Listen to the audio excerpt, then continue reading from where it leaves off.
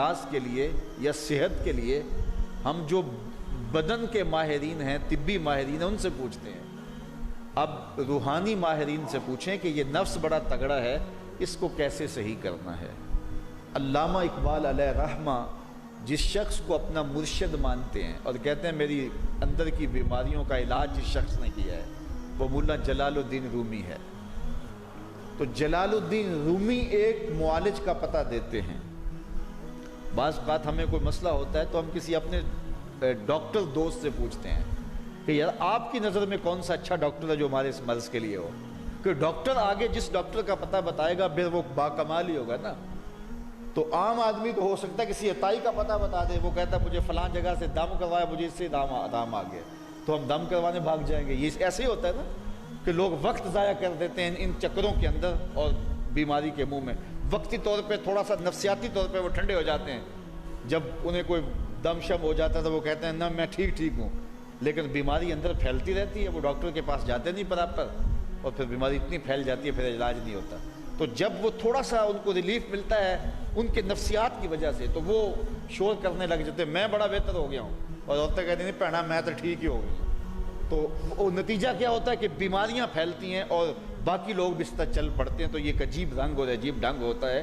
تو یہ بات ذہن میں رکھیں کہ جب کسی بھی بیماری کے حوالے سے ماہر سے پوچھا جائے تو وہ صحیح مشورہ دے گا۔ عام آدمی اپنے انداز سے بات کرتے ہیں، تو کسی ڈاکٹر سے پوچھیں کہ جناب اس شعبے کا ڈاکٹر کیا، تو وہ صحیح ڈاکٹر بتائے گا۔ اب ماہر سے پوچھا گیا، ماہر بھی کون ہے؟ جس کو اقبال نے بھی اپنا مرشد مانا، اور اقبال نے جس کو اپنا مرشد مانا وہ مرشد ہی ہوگا نا۔ اللہ اکبر۔ تو وہ اقبال فرماتے ہیں ایک مرشد کا پتہ دیتے ہیں علامہ رومی کا، اور رومی آگے ایک مرشد کا پتہ دیتے ہیں۔ ہفت شہر عشق را عطار گشت ماں ہنوز اندر خمیں یک کوچام۔ شیخ فرید الدین عطار کے بارے میں حضرت رومی کہتے ہیں کہ یہ وہ شخص ہے کہ جو عشق کے ساتوں شہر گھوم چکا ہے، اور حضرت رومی کہتے ہیں کہ میں پہلے شہر کی پہلی گلی کے کونے پہ کھڑا ہوں۔ اب شیخ فرید الدین کس مرتبے کے شخص ہیں؟ تو ان سے پوچھئے کہ آپ ماہر ہیں، اقبال کا مرشد بھی آپ کی دہلیز پہ کھڑا ہے، تو آپ بتائیے یہ نفس کا علاج کیا ہو؟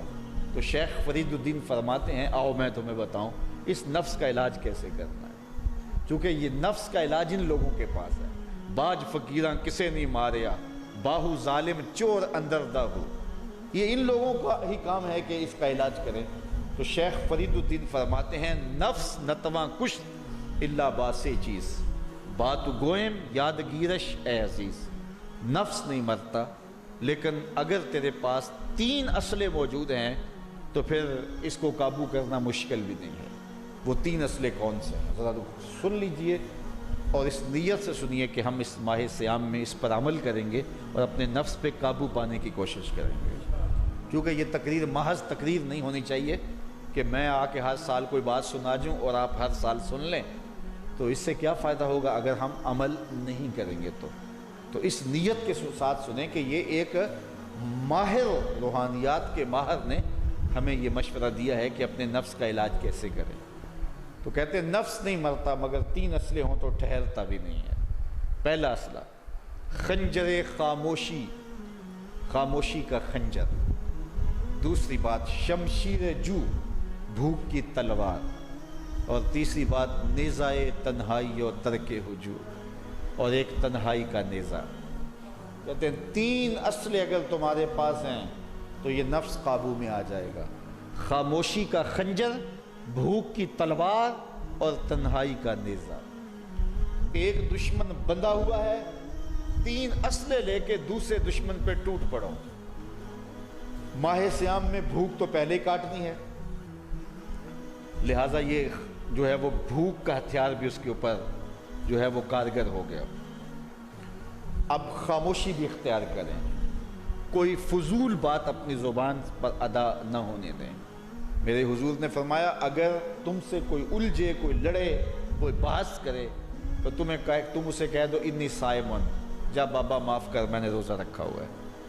تو اس طرح اس کو ٹال دو کہ جو ہے وہ انی صائمن، میں روزے سے ہوں، میں نہیں لڑنا چاہتا، میں نہیں کوئی فضول بات کرنا چاہتا، میں کوئی بے مقصد بات نہیں کرنا چاہتا۔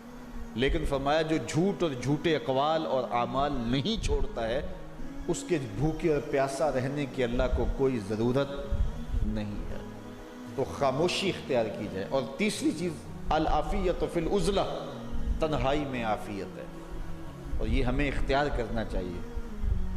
حضرت شاہ نقش بند بخاری علیہ رحمہ فرماتے ہیں فقیر کے لیے بہترین جگہ مسجد ہے، یا پھر اپنے کامل شیخ کی صحبت ہے، اور تیسری چیز تنہائی ہے، اور چوتھی جگہ سوائے ہلاکت کے اور کچھ نہیں ہے۔ اس لیے ہمیں کہا گیا بازار میں دیر سے جاؤ، جلدی واپس آ جاؤ، مسجد میں جلدی جاؤ، دیر سے واپس آؤ۔ تو بہترین جگہیں مساجد ہیں۔